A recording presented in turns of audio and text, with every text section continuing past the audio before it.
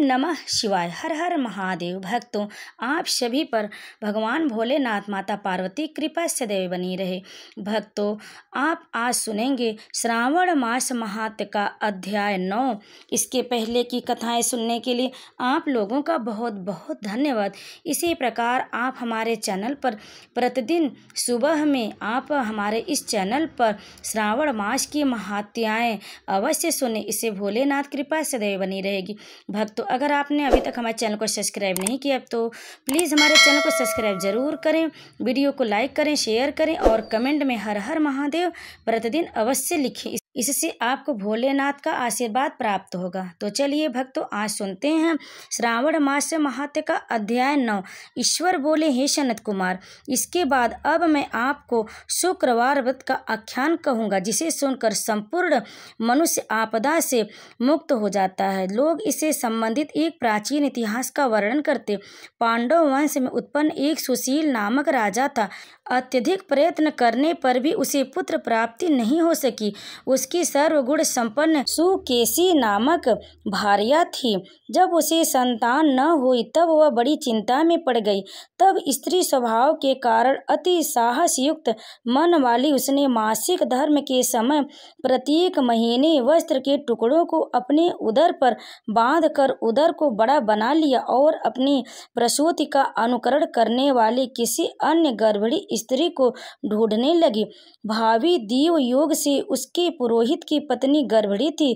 तब कपट करने वाली राजा की पत्नी ने किसी प्रसव कराने वाली को इस कार्य में लगा दिया और उसे एकांत में बहुत धन देकर वह रानी चली गई।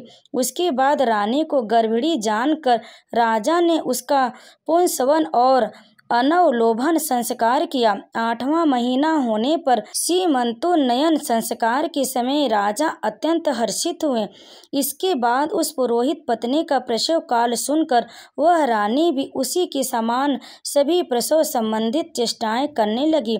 पुरोहित की पत्नी चूंकि पहली बार गर्भवती थी, अतः प्रसूति कार्य के प्रति वह अनभिज्ञ थी और केवल प्रसव कराने वाली दाई के ही कहने में स्थित थी। तब वह दाई ने पुरोहित पत्नी के साथ छल करते हुए उसके नेत्रों पर पट्टी बांध दी और प्रसव के समय उसके पैदा हुए पुत्र को किसी के हाथ से रानी के पास पहुंचा दिया।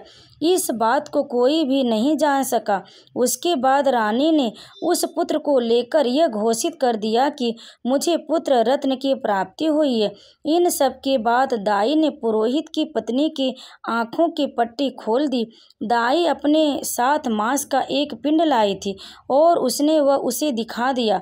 फिर उसके सामने आश्चर्य तथा दुख प्रकट करने लगी कि यह कैसा अनिष्ट हो गया और कहने लगी कि अपने पुरोहित पति से इसकी शांति जरूर करवा लेना। कहने लगी कि संतान नहीं हुई कोई बात नहीं, पर तुम जीवित हो यह अच्छी बात। इस पर पुरोहित पत्नी को अपने प्रसव के स्पर्श चिंतन से बहुत संदेह हुआ।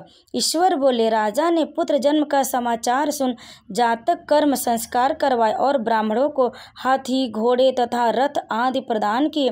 राजा ने कारागार में पड़े सभी कैदियों को प्रसन्नता पूर्वक मुक्त करा दिया। उसके बाद राजा ने सूतक के अंत के नाम कर्म तथा अन्य भी संस्कार किए।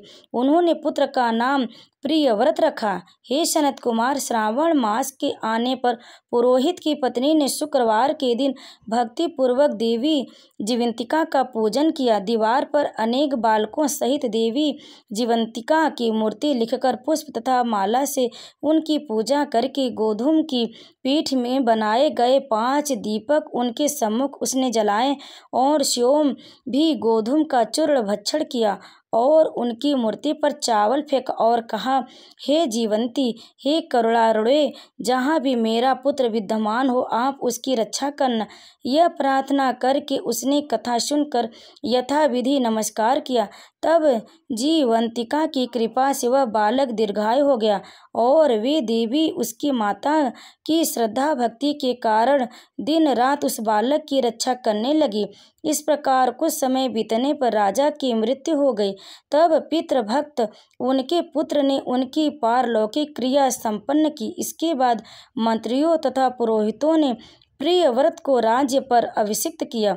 तब कुछ वर्षों तक प्रजा का पालन करके तथा राज्य भोग कर वह पितरों के ऋण से मुक्ति के लिए किया जाने वाला तैयारी करने लगा। राज्य का भार वृद्ध मंत्रियों पर भक्ति पूर्वक सौंप कर और सियोम के राजा होने का भाव त्याग कर उसने कार्पटिक का वेश धारण कर लिया और गया के लिए प्रस्थान किया। मार्ग में किसी नगर में किसी गृहस्थ के घर में उन्होंने निवास किया। उस समय उस गृहस्थ की पत्नी को प्रसव हुआ था। इसके पहले षष्ठी देवी ने उसके 5 पुत्रों को उत्पन्न होने के 5वें दिन मार दिया था। यह राजा भी उस समय 5वें दिन ही वहां गया हुआ था। रात में राजा के सो जाने पर उस बच्चे को ले जाने के लिए षष्ठी देवी आई। जीवंतिका देवी ने उस षष्ठी देवी को यह कहकर रोका कि राजा को लांघ कर मत जाओ। तब जीवंतिका के रोकने पर वह षष्ठी जैसे आई थी वैसे ही चली गई। इस प्रकार उस गृह स्वामी ने उस बालक को 5वें दिन जीवित रूप में प्राप्त किया। ये लोग इतने प्रभाव वाले यह देखकर उस गृहस्थ ने राजा से प्रार्थना की, हे राजन, आपका निवास आज के दिन ही मेरे घर में हो। हे प्रभु, आपकी कृपा से मेरा यह 6ठा पुत्र जीवित रह गया है। उसके इस प्रकार प्रार्थना करने पर करुणानिधि उस राजा से कहा कि मुझे तो गया जाना है। तब राजा गया के लिए प्रस्थान कर गए। वहां पिंडदान करते समय विष्णुपद वेदी पर कुछ अद्भुत घटना हुई। उस पिंड को ग्रहण करने के लिए 2 हाथ निकल कर आए। तब महान विस्मय युक्त राजा संशय में पड़ गए और पुनः पिंडदान कराने वाले ब्राह्मण के कहने पर उन्होंने विष्णु पद पर पिंड रख दिया। इसके बाद उन्होंने किसी ज्ञानी तथा सत्यवादी ब्राह्मण से इस विषय में पूछा। तब उस ब्राह्मण ने उनसे कहा कि ये दोनों हाथ आपके पितर के थे। इसमें संदेह हो तो घर जाकर अपनी माता से पूछ लीजिए, वह बता देंगी। तब राजा चिंतित तथा दुखी हुए और मन में अनेक बातें सोचने विचारने लगे। वे यात्रा करके पुनः वहां गए जहां वह बालक जीवित हुआ था। उस समय भी उस स्त्री को पुत्र उत्पन्न हुआ था और वह 5वां दिन था। वह जो दूसरा पुत्र हुआ था उसे लेने रात में फिर वही षष्ठी देवी आई। तब जीवंतिका के दोबारा रोके जाने पर उस षष्ठी देवी ने उनसे कहा, इसका ऐसा क्या कृत्य है अथवा क्या इसकी माता तुम्हारा व्रत करती है जो तुम रात दिन इसकी रक्षा करती हो। तब षष्ठी यह वचन सुनकर जीवंती ने धीरे से मुस्कुराकर इसका सारा कारण बताया। उस समय राजा शयन का बहाना बनाकर वास्तविक जानने के लिए जाग रहा था। अतः उन्होंने जीवंती और षष्ठी दोनों की बातचीत सुन ली।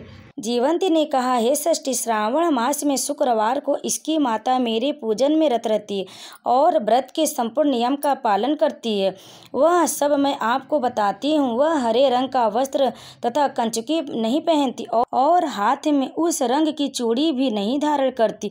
वह चावल के धोने के जल को कभी नहीं लांघती, हरे पत्तों के मंडप के नीचे नहीं जाती और हरे वर्ण का होने के कारण करेले का साग भी वह नहीं खाती। यह सब वह मेरी प्रसन्नता के लिए करती, अतः मैं उसके पुत्र को किसी को मारने नहीं दूंगी।